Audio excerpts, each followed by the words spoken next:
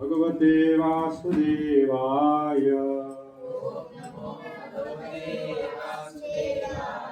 ओम ज्ञानतिमिरन्धस्य ज्ञानाञ्जनशलाकया चक्षुरुन्मिलितं येन तस्मै श्रीगुरवे नमः। श्रीचैतन्यमनोभीष्टं स्थापितं येन भूतले स्वयं रूपः कदा मह्यं ददाति स्वपदान्तिकम्। वन्देऽहं श्रीगुरुं श्रीयुतापदकमलं श्रीगुरुं वैष्णवांश्च श्रीरूपं साग्रजातं सहगण रघुनाथान्वितं तं सजीवं साद्वैतं सावधूतं परिजनसहितं कृष्णचैतन्यदेवं श्रीराधा कृष्णपादान् सहगण ललिता श्रीविशाखान्वितांश्च। ओम विष्णुपादाय कृष्णप्रेष्ठाय भूतले श्रीमते भक्तिवेदांत स्वामिने नामिने नमस्ते सारस्वते देवे गौरवाणी प्रचारिणे निर्विशेष शून्यवादी पाश्चात्यदेशकारिणे नमो महावदान्याय कृष्ण प्रेम प्रदायते कृष्णाय कृष्ण चैतन्य नामिने गौरक्षे पंचतत्वात्मकं कृष्णं भक्तरूपस्वरूपकं भक्तावतारं भक्ताख्यं नमामि भक्तशक्तिकं। हे कृष्ण करुणा सिन्धु दीनबन्धु जगत्पते गोपेश गोपिका कान्त राधा कान्त तप्त काञ्चन गौरांगी राधे वृन्दावनेश्वरी वृषभानुसुते देवी प्रणमामि हरे। जय श्री कृष्ण चैतन्य प्रभु नित्यानंद श्री अद्वैत गदाधर श्रीवासादि गौर भक्तवृंद। हरे कृष्णा कृष्णा कृष्णा हरे हरे हरे राम राम राम हरे हरे। हरे कृष्णा कृष्णा कृष्णा कृष्णा हरे हरे हरे राम राम राम हरे हरे।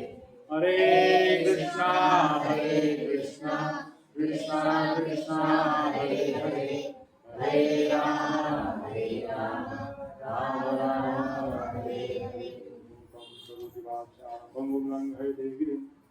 यत्कृपातमहं वन्दे श्रीगुरुदीनतारिणं श्रीचैतन्येश्वरं परमानन्दं।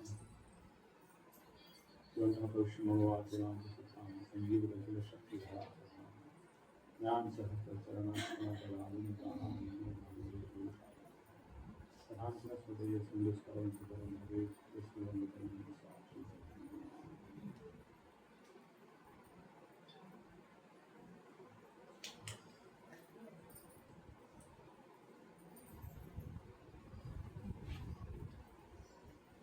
हरे कृष्णा। तो सभी भक्तों का हार्दिक स्वागत है आज के इस सोमवार के साप्ताहिक कार्यक्रम। तो जैसा कि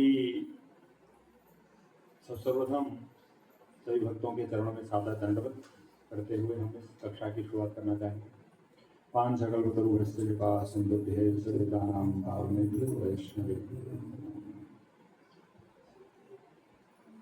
तो हम श्रीमद् भगवद गीता के कौन सा अध्याय में चर्चा कर रहे हैं? कौन सा अध्याय चल रहा है? कर्म योग। कौन सा अध्याय है वो? पहला है, दूसरा है, तीसरा है, चौथा है, पांचवा है? तीसरा अध्याय कर्म योग। कर्म योग का क्या अर्थ है?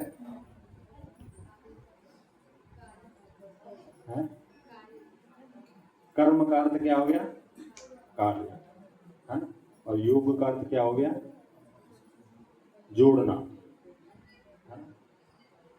मैथ्स पढ़ते हैं तो उसमें योग योग आता है। योग का अर्थ है क्या है? जोड़ना। तो किसको जोड़ना है? अपने कार्यों में भगवान को जोड़ना, वो है कर्मयोग। वो कैसे हम कर सकते हैं वो हमें भगवान इस तीसरे, चौथे और पांचवें अध्याय में बताते हैं। तो हमने कौन से श्लोक तक चर्चा किया था?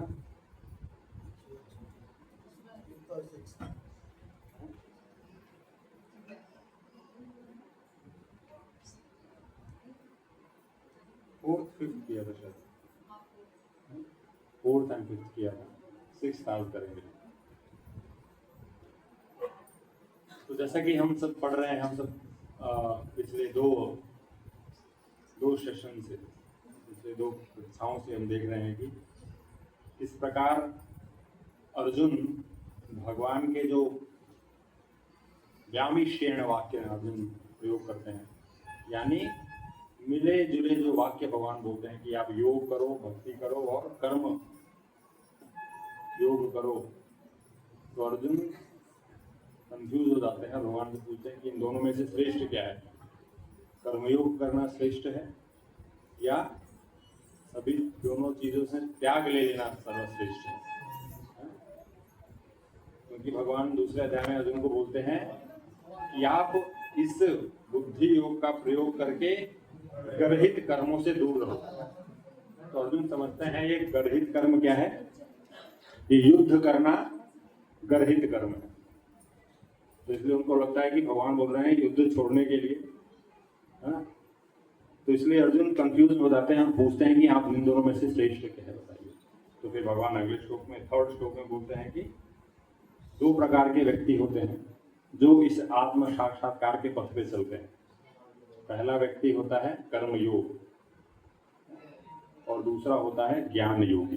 कर्म योगी यानी भक्ति योगी, प्रभुपाद तात्पर्य में बताते हैं, और ज्ञान योगी यानी तो सब कुछ त्याग करके एकांत में कहीं जाके भगवान का, परमात्मा के ऊपर ध्यान करता है। देन अगले श्लोक में भगवान बताते हैं कि ऐसा नहीं है कि अगर आप कर्म नहीं करोगे तो कर्म फल से छुटकारा मिल जाएगा आपको, या फिर आप संन्यास ले लोगे तो आपको सिद्धि प्राप्त हो जाएगी। ऐसा भी नहीं है, आपको कर्म करना ही पड़ेगा। आगे उसमें बताते हैं कि प्रत्येक व्यक्ति अपने गुणों के अनुसार कार्य करना ही पड़ता है, क्योंकि आत्मा क्या है, क्रियाशील है। इवन हमें अपने शरीर निर्वाह के लिए भी क्या करना पड़ेगा, काम करना ही, कर्म करना ही पड़ेगा। अभी इन कार्यों को करते हुए क्या चेतना होती है वो बताते हैं अगले श्लोक में, अगले 2 श्लोक में। तो पीछे बोल सकते हैं, कर्मेन्द्रियाणि संयम्य यास्ते मनसा स्मरन्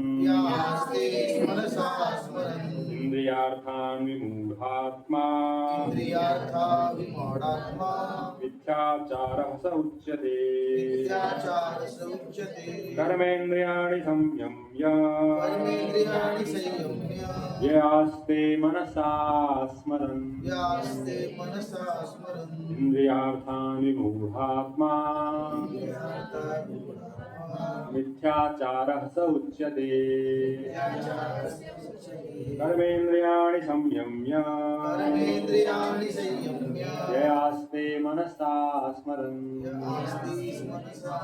इंद्रियार्थान् विमूढात्मा मिथ्याचारः स उच्यते।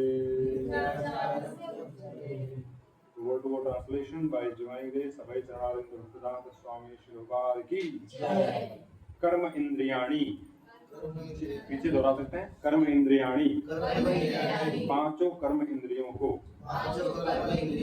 संयम्य वश में करके यह जो आस्ते रहता है मनसा मन से स्मरण सोचता हुआ इंद्रिया अर्थान इंद्रिय विषयों को विमूढ़ मूर्ख आत्मा जीव मिथ्या आचारः दंभी सह वह उच्यते कहलाता है। जो कर्मेंद्रियों को वश में तो करता है, पीछे बोल सकते हैं, जो कर्मेंद्रियों को वश में तो करता है किंतु जिसका मन इंद्रिय विषयों का चिंतन करता रहता है वह निश्चित रूप से स्वयं को धोखा देता है और मिथ्याचारी कहलाता है। इसमें भगवान क्या बोल रहे हैं कि जो अपनी कर्म इंद्रियों को वश में तो कर रहा है। कर्म इंद्रिय यानी कितनी कर्म इंद्रिय हमारी? 5। कौन कौन सी?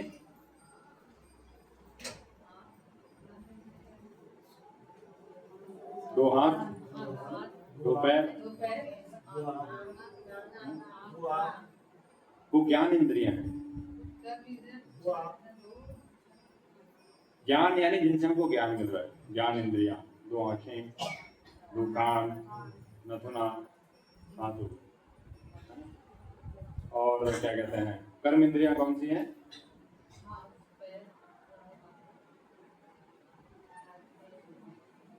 तो 2 हाथ हो गए हमारे, है ना, 2 पैर हो गए, और एक हमारा जीवा, ये उसमें भी आएगा। तो बेसिकली वहां बोल रहे हैं कि जो कृष्ण भावनामृत में जो कर्म इंद्रियों को तो वश में कर रहा है, लेकिन जिसका मन, यानी हम अपने कुछ हम काम करने का क्या कर रहे हैं, वश में कर रहे हैं। जैसे हमें कोई गलत,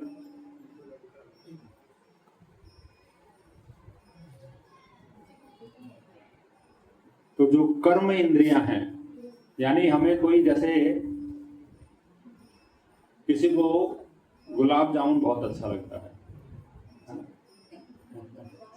ठीक है, लेकिन ये जो चातुर्मास चल रहा है या कार्तिक मास जब आता है, तो भक्त क्या करता है, कुछ त्याग करता है।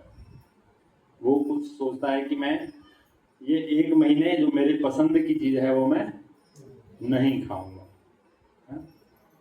तो क्या कर रहा है, वो अपनी इंद्रियों को वश में रखने का प्रयास कर रहा है। लेकिन जो कर्म इंद्रियों को वश में तो करता है, लेकिन सपोज गुलाब जामुन खाना बंद किया है उस 1 महीने के लिए, लेकिन जब सामने कोई गुलाब जामुन खा रहा है तो वो खा रहा है, लेकिन लार आपके जीभ से टपक रही है।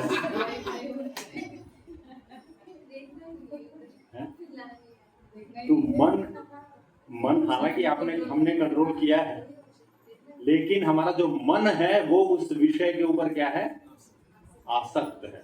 वो उसको छोड़ नहीं पा रहा है, कंटिन्यू उसके बारे में सोच रहा है। जो छोड़ा हुआ है वो सोच रहा है कितना ज्यादा मीठा है, कैसा बना होगा, टाइट है क्या, खा हो रहा है, लेकिन सोच हम रहे हैं। तो बात बोल रहे हैं कि हम जिस प्रकार ऐसे अगर जो व्यक्ति करता है वो क्या है, वो मिथ्याचारी कहलाता है। यानी वो खुद को धोखा दे रहा है।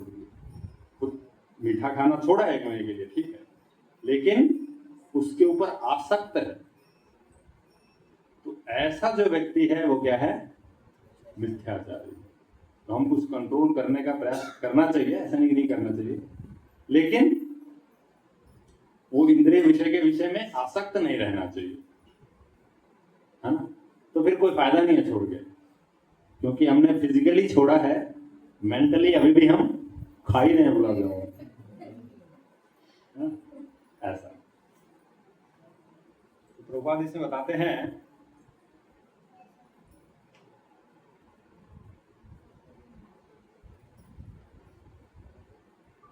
अपने को जो योगी बताते हुए इंद्रिय तृप्ति के विषयों की खोज में लगा रहता है, वह सबसे बड़ा दूत है। हम देखते हैं आजकल के समाज में, नाम नहीं लेना चाहिए, लेकिन फिर भी आप समाचारों में देखते होंगे कि कोई बाबा पकड़े गए। बाहर से वो दिखावा करते हैं कि क्या है, इंद्रियों को कंट्रोल किया है ना, कोई गलत कार्य नहीं कर रहे हैं। लेकिन हम देखते हैं बाद में कुछ वर्षों बाद तो क्या होता है, उनका सच उजागर होता है, वो पकड़े जाते हैं इंद्रिय तृप्ति करते हुए।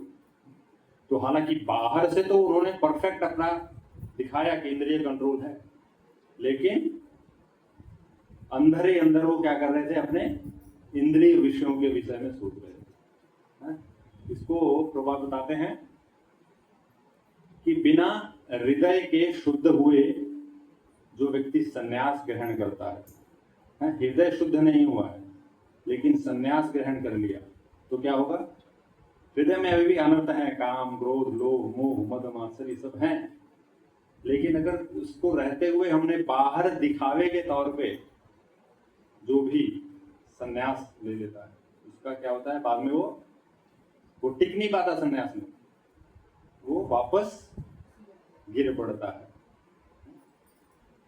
तो ऐसे धूर्त का चित्त सदैव अशुद्ध रहता है, अतएव उसके यौगिक ध्यान का कोई अर्थ नहीं रहता। तो जितना भी वो तपस्या कर रहा है उसका कोई अर्थ नहीं, क्योंकि वो क्या कर रहा है, तपस्या करते हुए भी इंद्रिय विषयों का चिंतन कर रहा है। इसलिए क्या करना चाहिए, और नेक्स्ट श्लोक में भगवान बताते हैं, यस्त्विन्द्रियाणि मनसा नियम्यारभते अर्जुन कर्म इंद्रिय कर्मयोगम असक्तः स विशिष्यते। दूसरी ओर यदि कोई निष्ठावान व्यक्ति अपने मन के द्वारा कर्म इंद्रियों को वश में करने का प्रयत्न करता है और बिना किसी आसक्ति के कर्म योग प्रारंभ करता है, तो वह अति उत्कृष्ट है। तो जो कर्म इंद्रियों को वश में कर रहा है लेकिन मन इंद्रिय विषयों में सोच रहा है, वो क्या है, मिथ्याचारी है। लेकिन उसका अपोजिट क्या है, जो अपने मन से कर्म इंद्रियों को वश में कर रहा है और बिना किसी आसक्ति के, यानी उसका कोई अटैचमेंट नहीं, उसको उसके फल के प्रति कोई आसक्ति नहीं है। जैसे गुलाब जामुन के उदाहरण हम लेंगे, तो गुलाब जामुन छोड़ा है उसने, तो अभी वो गुलाब जामुन देखता है तो उसको सोचता नहीं है कि भाई क्या है, ठीक है मैंने छोड़ा है तो छोड़ा, अभी मैं 1 महीने तक इसके विषय में कुछ नहीं सोचूंगा। तो उसके वो फल के प्रति आसक्त नहीं है कि वो कैसा होगा, है मीठा बना है नहीं बना है, शुद्ध घी में तला गया नहीं तला गया है, वो ये सब सोचता नहीं। वो केवल क्या करता है, वो उसकी तरफ, ठीक है तो है, अभी मैंने छोड़ दिया, ठीक है। तो प्रभुपाद बताते हैं इसमें, लंपट जीवन और इंद्रिय सुख के लिए छद्म योगी का मिथ्या वेश धारण करने की अपेक्षा अपने कर्म में लगे रहकर जीवन लक्ष्य को, जो भव बंधन से मुक्त होकर भगवत धाम को जाना है, प्राप्त करने के लिए कर्म करते रहना अत्यधिक श्रेयस्कर है। तो ये सब छोड़ने की अपेक्षा, संन्यास लेने की अपेक्षा, घर बार छोड़ने की अपेक्षा प्रभु बताते हैं कि आप जिस अवस्था में हैं, में श्लोक आता है, स्थाने श्रुतिगताम तनुवाग मनोभिर, आप जिस स्थान पे हैं, जिस स्थिति में हैं, जिस आश्रम में हैं, जो कार्य कर रहे हैं वो कार्य करते रहिए। लेकिन क्या करना है, वो कार्य का लक्ष्य किसको बनाना है, भगवान को बनाना है। वो कार्य हम किसके लिए कर सकते हैं, भगवान के लिए। जब हम कार्य वो करेंगे केंद्र बना के, और उसके फल के प्रति आसक्त नहीं रहना। आसक्ति का बेसिकली क्या करना है, हमको त्याग करना है, कर्म का त्याग नहीं करना है। कर्म तो करना ही है, लेकिन कर्म का जो फल है, वो जो मिलने वाला है, उसके प्रति जो हम आसक्त हो जाते हैं, उस आसक्ति का हमको क्या करना है, त्याग करना है। और इस प्रकार जब हम लगे रहेंगे भक्ति में, तो क्या होगा, ऊपर लिखते हैं लाइन में, भगवत धाम, इस भव बंधन से मुक्त होकर कहाँ जा सकते हैं, भगवत धाम जा सकते हैं। प्रमुख स्वार्थ गति तो विष्णु के पास जाना। सबसे बड़ा मुख्य स्वार्थ क्या है हमारा, विष्णु के पास जाना।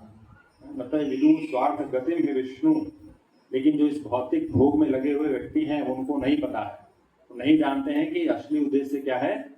इस भौतिक जगत का उद्देश्य, भौतिक जगत भगवान ने किस लिए बनाया है, कि सब भगवत धाम वापस जा सके, इसलिए बनाया है ना। यहाँ पे रह के एंजॉय करने के लिए नहीं बनाया भगवान ने भगवान की भौतिक जगत। जिस प्रकार एक जो शहर होता है, शहर में हॉस्पिटल भी होता है, हाँ? और पुलिस भी होती है, जेल भी होता है। तो जेल किस लिए बनाया जाता है? किसी शहर में जेल किस लिए होती है? हाँ? अपराधियों के लिए। यानी जो सरकार द्वारा बनाए गए नियम का जो उल्लंघन करेंगे उनको वहां पे रखा जाएगा। तो इसी प्रकार हम सब ने भगवान के नियमों का उल्लंघन किया है, इसलिए हम इस भौतिक जगत में हैं। लेकिन भौतिक देखते हैं कि जेल में भी तरह तरह के सुधार कार्यक्रम चलाए जाते हैं, है ना, जिससे कैदी क्या हो सके, सुधर सके और वापस जल्दी से जल्दी बाहर जा सके। सरकार का जेल बनाने का उद्देश्य ये नहीं है कि लोगों को जेल में भर के रखा जाए, नहीं। उनका उद्देश्य क्या है? जो भी गलत कार्य कर रहा है उसको जेल में लाके सुधारा जाए। सुधारने का चेतना है सरकार का। उसी प्रकार भगवान की चेतना क्या है कि भौतिक जगत बनाने की, कि जो व्यक्ति है, जो जीव आत्मा है, इस भौतिक जगत में आ गया है अपनी इच्छा से भोग करने के लिए, तो ठीक है, आप भोग कीजिए, लेकिन अपने कार्यों को करते करते क्या कीजिए? मुझे याद करो। यद करोसि यदस्नासि यद जुहोसि ददासि यद तपस्यसि कौन्तेय तत्कुरुष्व मदर्पणम्। आप जो भी करते हो, जो भी खाते हो, जो भी यज्ञ करते हो, जो भी दान देते हो, जो भी तपस्या करते हो, भगवान बोलते हैं सब मेरे लिए करो। इस प्रकार क्या होगा? मुक्त संग समाचर। आप मुक्त हो जाओगे इस कर्म बंधन से और वापस मेरे धाम आ जाओ। इसलिए भौतिक ये जगत बनाया है। जो संपूर्ण वर्ण, प्रभुपाद आगे लिखते हैं, जो संपूर्ण वर्ण आश्रम बना है। वर्णाश्रम यानी क्या है? वर्णाश्रम पता है किसी को? वर्ण और आश्रम, 4 वर्ण हैं और 4 आश्रम हैं। वर्ण कौन कौन से हैं? ब्राह्मण, क्षत्रिय, वैश्य और शूद्र। और आश्रम कौन कौन से हैं? ब्रह्मचारी, गृहस्थ, वानप्रस्थ और संन्यास। तो ये 4 अवर्ण हैं, 4 आश्रम हैं। तो भगवान ने इनका निर्माण किस लिए किया? जिससे कि इस वर्ण आश्रम धर्म का पालन करते करते जीवात्मा क्या है? भगवत धाम जा सके। अतः पुंभिज द्विजश्रेष्ठा वर्णाश्रम विभागतः स्व अनुष्ठिष्य धर्मस्य समसिद्धिर हरितोषण। तो इस वर्णाश्रम धर्म में लगे रह के मेन उद्देश्य क्या है? समसिद्धिर हरितोषण, भगवान की प्रसन्नता के लिए कार्य किया जाए। वो इस वर्णाश्रम धर्म का उद्देश्य है। आजकल हम देखें तो आज के इस समाज में जो IAS ऑफिसर्स हैं वो एक तरह से हेड का काम करते हैं। जितने भी पॉलिसीज बनाना है ना, रूल्स बनाना, वो सब वो कार्य करते हैं। देन क्षत्रिय डिफेंस फोर्सेस हमारे देख सकते हैं। वैश्य जितने भी बिजनेसमैन कार्य कर रहे हैं, वैश्य। हालांकि वो वैदिक पद्धति के अनुसार कार्य नहीं कर रहे हैं, लेकिन फिर भी एक मोटे तौर पे अभी भी वो व्यवस्था, वर्णाश्रम धर्म है वो क्या है, वो अभी भी चल रहा है। और शूद्र क्या है? जो उनके नीचे कार्य कर रहे हैं। और ब्रह्मचारी, गृहस्थ, वानप्रस्थ और संन्यास। तो ब्रह्मचारी यानी एजुकेशन पीरियड जो है बच्चों का, गृहस्थ यानी विवाह के बाद वाला जो पीरियड है, और वानप्रस्थ यानी वान, हिंदी में पढ़ते हैं 51, 52, 53, 51, 52। तो उसका अर्थ हो गया कि जैसे आप 51 के हुए कहाँ जाना है? वन में। तो आजकल तो वन है ही नहीं, वन तो हम काट के बिल्डिंग ही खड़ी कर रहे हैं, तो वन कहाँ जाएंगे? तो प्रभुपाद बोलते हैं, एक तात्पर्य में बताते हैं प्रभुपाद कि जिस परिवार में पति और पत्नी दोनों अगर भगवान की सेवा में लगे हुए हैं, पूरा परिवार भगवान की सेवा में लगा हुआ है, पति पत्नी बच्चे पिता माता जो भी है, तो उसको वानप्रस्थ रहने की जरूरत नहीं है। तो जो जिस अवस्था में है क्या करना है, भगवान को केंद्र में रख के कार्य करते रहिए। तो क्या हो सकता है, वो कार्य करते करते ही हम भगवत धाम जा सकते हैं। लेकिन एक इंपॉर्टेंट पॉइंट क्या है, अनासक्त भाव, यानी अनासक्त रहना है, कर्म फलों के प्रति आसक्त नहीं रहना है। ये भाव जब हम एक दिन में नहीं होगा, धीरे धीरे धीरे धीरे धीरे धीरे धीरे धीरे होगा। लेकिन आप रेगुलर लगातार आते रहेंगे, सुनते रहेंगे, जप माला पे जप करते रहेंगे, तो धीरे धीरे होगा। केवल आते और जाते रहेंगे तो भी नहीं होगा। आते रहेंगे, सुनते रहेंगे और सुन के अपने जीवन में उसको उतारने का प्रयास करेंगे, है ना। जब हम सुनेंगे, जैसे जो विद्यार्थी, एक स्टूडेंट है, विद्यार्थी है, वो टीचर उसको स्कूल में पढ़ाती है, तो क्या करता है, वो नोट्स बनाता है। फिर जब घर आता है तो क्या करता है, उसको रिवाइज करता है, उसको पढ़ता है, याद करता है, दोबारा बनाता है। तो ऐसा करते करते वो जब एग्जाम आता है तो वो एग्जाम में लिख पाता है जो भी एग्जाम के क्वेश्चंस हैं। अगर विद्यार्थी जाए स्कूल, जो टीचर पढ़ा रही है बस सुने और वापस आ जाए, फिर अगले दिन फिर जाए, फिर जो टीचर बता रहा है सुने और आ जाए, घर में कुछ नहीं करे, तो वो पास होगा? नहीं होगा ना। तो उसी प्रकार ये आध्यात्मिक ज्ञान भी ऐसे ही है। आध्यात्मिक ज्ञान हम सुनते हैं तो क्या करना चाहिए, मनन करना चाहिए, घर पे जाके एक बार पढ़ें, उसको याद करें, माला जप माला पे जप करें अपना। ये सब आध्यात्मिक कार्य के क्या है, जैसे स्टूडेंट अपना रिवाइज कर रहा है, ये रिवीजन है। और फिर धीरे धीरे धीरे धीरे जो शिक्षाएं हैं वो अपने जीवन में उतारने का प्रयास करें, तो धीरे धीरे क्या होगा, जीवन परिवर्तित हो सकता है।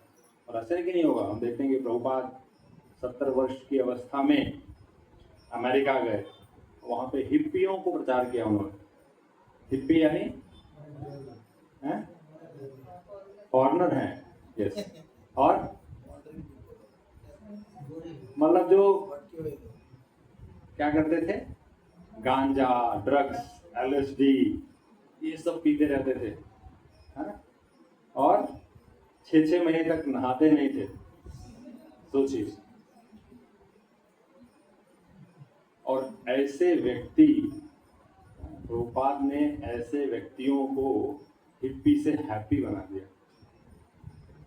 वो महान भक्त बने जिन्होंने आगे अंतर्राष्ट्रीय कृष्ण कहानी संघ को नींव मजबूत किया। उन्होंने अपना पूरा जीवन प्रभुपाद को दिया इस अंतर्राष्ट्रीय कृष्ण संघ को स्थापित करने में। तो हालांकि प्रभुपाद तो महान भक्त हैं, शुद्ध भक्त हैं, वो चाहते तो कर सकते हैं, लेकिन वो कैसे हुआ संभव, उन्होंने जो हिप्पीज हैं उन्होंने प्रभुपाद की आज्ञाओं का पालन किया, उन्होंने प्रभुपाद के आदेश को अपने जीवन का उद्देश्य बना लिया। गौरांग प्रभु हैं, बहुत आप सब जानते होंगे या फिर नहीं सुन सकते हैं। गौरांग प्रभु एक महान भक्त है। वो बताते हैं कि प्रभुपाद के भक्तों ने, प्रभुपाद के शिष्यों ने जितना त्याग प्रभुपाद की आज्ञाओं को पालन करने में किया, उतना हम नहीं कर सकते। ये गौरांग प्रभु बोल रहे हैं, हालांकि वो बहुत करते हैं। तो इसका अर्थ ये है कि क्या करें हम, धीरे धीरे क्या करना है हमको, धीरे धीरे शिक्षाओं को अपने जीवन में उतारने का प्रयास करना है और अनासक्त रहते हुए कर्म फल।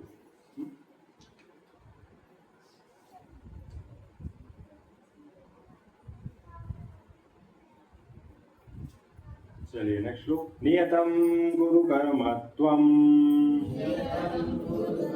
कर्म ज्यायो हि कर्मणः शरीरयात्रापि च तेन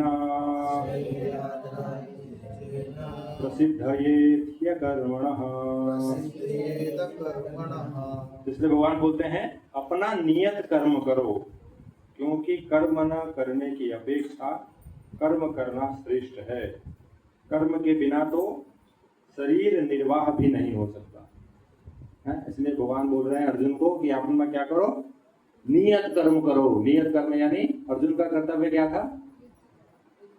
अर्जुन का था युद्ध करना, एक क्षत्रिय था वो। तो क्षत्रिय का कर्म क्या है? युद्ध करना। शतत्रायते इति क्षत्रियः। शत यानी हानि, जो अपनी प्रजा को हानि से बचाता है वो क्या है? क्षत्रिय। तो इसलिए भगवान ने अर्जुन को बोला कि आप अपना नियत कर्तव्य करो, क्योंकि नियत कर्तव्य कर्म न करने से क्या है? अधिक श्रेष्ठ है। क्योंकि अर्जुन क्या करना चाह रहे थे? अपना कर्म नहीं करना चाह रहे थे, युद्ध नहीं करना चाह रहे थे, जो कि एक क्षत्रिय का क्या है? नियत कर्तव्य है। इसलिए भगवान ने बोला आप अपना नियत कर्म करो, क्योंकि कर्म न करने से श्रेष्ठ है अपना नियत कर्तव्य करना। तो बात परपट में लिखते हैं अर्जुन गृहस्थ था और एक सेना नायक था, अतः उसके लिए श्रेयस्कर था कि वह उसी रूप में गृहस्थ क्षत्रिय के लिए निर्दिष्ट धार्मिक कर्तव्यों का पालन करे। ऐसे कार्यों से संसारी मनुष्य का हृदय कर्मशः विमल हो जाता है और वह भौतिक कलमश से मुक्त हो जाता है। तो जब हम नियत कर्म करते हैं, नियत कर्म करने से बात बोल रहे हैं कि हमारा जो हृदय है धीरे धीरे क्या हो जाएगा? विमल हो जाएगा। यानी जब अपना नियत हम कर्म करेंगे और भगवान को केंद्र में रख के करते हुए वो कार्य करते रहेंगे तो क्या होगा? हृदय से धीरे धीरे सारी जो अशुद्धियां हैं वो क्या हो जाएगा? धीरे धीरे निकल जाएगा। और वो कौन निकालेगा? भगवान निकालेंगे। शृणुतां स्वकथां कृष्णः पुण्य श्रवण कीर्तनः हृदन्तस्थो हि अभद्राणि विधुनोति सुहृतसताम्। शृणुतां स्वकथां कृष्ण, भागवतम में श्लोक आता है शृण्वतां स्वकथां कृष्ण। जब हम भगवान कृष्ण की सुनते हैं कथा, शृणुतां स्वकथां कृष्ण पुण्य श्रवण कीर्तन, जो क्या है? बहुत ही पुण्य है, पुण्यवान है भगवान की कथाएं। वो जब सुनते तो क्या होता है? हृदन्तस्थो हि अभद्राणि, जो हृदय में जो अभद्र है, हृदय में जो अभद्र स्थित है, कौन कौन से अभद्र हैं? हाँ, ये सब पता है ना सबको। किसी को हम लग रहा हो वही नहीं मिलेंगे तो कोई बहुत ही शुद्ध हो, कोई कर्मश नहीं है। काम यानी भौतिक इच्छाएं, क्रोध यानी गुस्सा, वो सबको पता है। लोभ, लालच, मोह, मोहित हो जाना, ईर्ष्या, ईर्ष्या होती है। ईर्ष्या का अर्थ क्या है? अगर कोई दूसरा प्रगति कर रहा है, दूसरे ने मोटरसाइकिल ले ली तो उसके टायर से हवा निकाल देगा, वो फिजिकल होगा। लेकिन ये सोचना है कि भाई इतना मोटरसाइकिल कहाँ से लेके आ गया, कहाँ कमा रहा है इतना, कार कैसे लेके आ गया। तो ये सब ईर्ष्या के एक लेवल्स हैं। तो ये सब जो अनर्थ हैं, ये सब अनर्थ निकल जाते हैं। भगवान बोलते हैं विधुनोति सुहृद सताम। स्वयं भगवान क्या करते हैं? विधुनोति, धुनोति यानी साफ करना, धुन साफ कर देना। विधुनोति यानी विशिष्ट रूपेण धुनोति, यानी कंप्लीटली साफ कर देना। तो भगवान क्या करेंगे? हमारे कल्मशों को कंप्लीटली साफ कर देंगे। कैसे? हरे कृष्णा कृष्णा कृष्णा हरे हरे, हरे राम राम राम हरे हरे। तो जब हम भगवान के नामों का कीर्तन, श्रीमताम स्वकथाम कृष्ण, भगवान के नामों का जप करेंगे, कीर्तन करेंगे, सुनेंगे कथा, तो ये सब धीरे धीरे ये जो प्रोसेस है ये क्या है? हृदय को साफ करने वाला है। जैसे साबुन नहा के हम साबुन लगा के अपने शरीर को साफ करते हैं, उसी प्रकार मन को साफ करने के लिए कोई साबुन नहीं बनाया अभी तक, या फिर कोई सरफ नहीं बना है कि ऐसे घोला पिया अंदर गया और सब साफ, वो नहीं बना है। तो कैसे साफ होगा?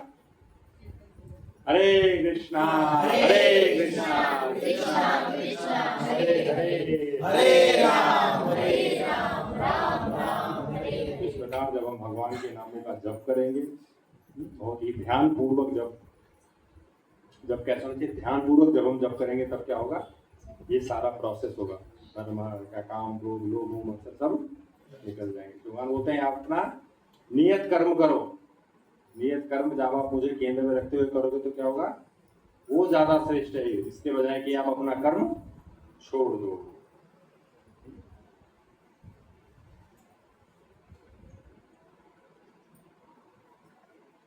चलिए नेक्स्ट, फिर अर्जुन सोच सकते हैं कि भाई अपना नियत कर्म करते रहने से क्या होगा?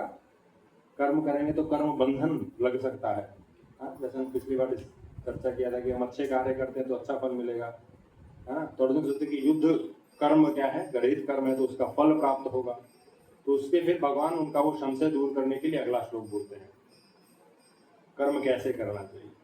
यज्ञार्थात् कर्मणो यत्र यज्ञार्थात् कर्मणो यत्र लोकोऽयं कर्म बन्धनः लोकोऽयं कर्म बन्धनः तदर्थं कर्म कौन्तेय तदर्थं कर्म कौन्तेय मुक्तसंगः समाचर। मुक्तसंगः समाचर। तो कैसे कर्म करना चाहिए? यज्ञार्थात् कर्मणो, यज्ञ के रूप में कर्म को करना चाहिए। यज्ञ कौन है? यज्ञ भगवान विष्णु का एक नाम है। तो भगवान बोलते हैं यज्ञ अर्थात कर्मणो यत्र, आप अपना काम कैसे करो? विष्णु के लिए करो, भगवान के लिए करो। इस प्रकार हमने पिछली बार एक उदाहरण लिया था। किसका उदाहरण लिया था? एक जो सैनिक का उदाहरण लिया था, वो बॉर्डर पे लड़ाई करता है, मारता है लोगों को, तो उसको कोई सजा नहीं होती है। लेकिन जब अपने घर पे आता है, पड़ोसी से लड़ाई होती है और उसको गोली मार देता है, तो उसको सजा मिल जाती है। इस प्रकार जब हम भगवान के लिए कार्य करेंगे, जिस प्रकार वो गवर्नमेंट, जिसका वो सैनिक सरकार के लिए कार्य करा तो अवार्ड मिलेगा, इस प्रकार हम जब भगवान के लिए कार्य करें तो क्या होगा? कर्म बंधन नहीं लगेगा। तो बोल रहे भगवान कर्मणो यत्र लोकोऽयं कर्म बंधनः तदर्थम कर्म कौन्तेय मुक्त संगः समाचर। इसलिए क्या करना चाहिए? भगवान की प्रसन्नता के लिए अपने नियत कर्म करने चाहिए। इस तरह तुम बंधन से सदा मुक्त रहोगे, भगवान बोलते हैं। तो भगवान ने जो चारों वर्ण आश्रम बनाए हैं, वर्ण आश्रम चारवता पुरुषेण परः पुमान्, ये जो चार वर्ण चार आश्रम बनाए किसके लिए? कि हम भगवान को केंद्र में रख के कार्य कर सके। इसलिए वर्णाश्रम धर्म है, इसलिए वो आश्रम हो जाता है, गृहस्थ आश्रम। एक गृहस्थ को आश्रम, गृहस्थ आश्रम कब बोलते हैं? जहां पे भगवान केंद्र में है, वो घर है गृहस्थ आश्रम। लेकिन जहां पे भगवान केंद्र में नहीं है, वो क्या है? वो गृहमेधी। गृहमेधी यानी वो व्यक्ति जो अपनी इंद्रिय, खुद की इंद्रिय तुष्टि के लिए कार्य कर रहा है, भगवान के लिए नहीं कार्य कर रहा है। वो किसके लिए कार्य कर रहा है?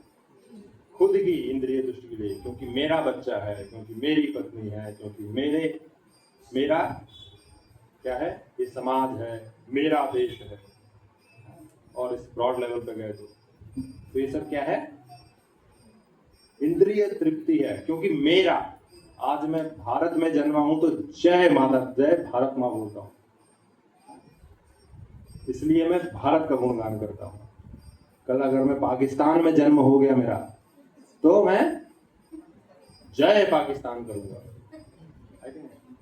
तो मैं जय क्यों बोल रहा हूं? पाकिस्तान के लिए नहीं, क्योंकि मेरा जन्म हुआ है, इसलिए मैं बोल रहा हूं। जैसे वो अपना कौन सा है, कभी एक गणपति में को भजन चलाते हैं कौन सा? देवो रे देवा रे देवा गण देवा, तुझसे बढ़कर कौन, और तेरे भक्तों में मुझसे बढ़कर कौन। तो मुझसे बढ़कर कौन मतलब है खुद की स्थिति, क्योंकि मैं आपकी पूजा कर रहा हूं इसलिए मैं बढ़कर हूं, है ना? लेकिन भगवान बोल रहे हैं इस तरह के कार्य करने से क्या होगा, वो गृह मेदी यानी जो खुद की तुष्टि के लिए कार्य कर रहा है। ये सात बुद्धि गुण पे त्रिधातु के, जो इस शरीर को जो वात पित्त और कफ, ये तीन प्रकार के चीजों से हमारा शरीर बना है। आयुर्वेद के अनुसार हम जाएंगे तो वात पित्त और कफ, इन तीनों के डिसबैलेंस से क्या होता है, शरीर में बीमारियां होती है। तीनों बैलेंस है तो आपका शरीर क्या रहता है, स्वस्थ रहता है। तो जो इस वात पित्त कफ से बने शरीर को क्या करता है, खुद मान बैठता है। सात बुद्धि गुण पे दे धातु के, तो क्या है,